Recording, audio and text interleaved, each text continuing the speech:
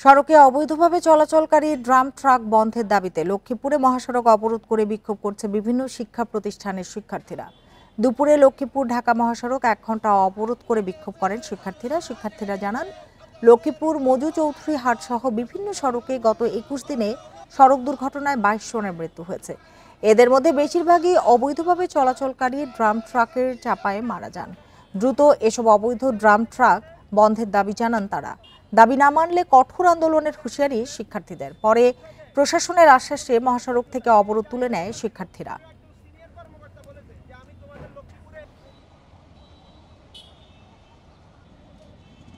লক্ষ্মীপুরে প্রায় 25টার মতো পানানি হয়েছে, যার মধ্যে সবগুলো হচ্ছে সড়ক দুর্ঘটনা। ইভেন্ট উজ্জ্বল একটা অংশ হচ্ছে ডামট্রাকগুলোর কারণে। তারা দেখতেছে যে প্রতি মাসেই তাদের দ্বারা একটা দুইটা মানুষ মারা যাচ্ছে, তাদের নিজেদের কোনো হেডেক নাই। আপনারা প্রতিবাদ করতেছেন, অবশ্যই এটার দরকার আছে। সামনের দিন আসেন, আমরা তাদেরকে নিয়ে বসি এবং কঠোর পদক্ষেপ নেই।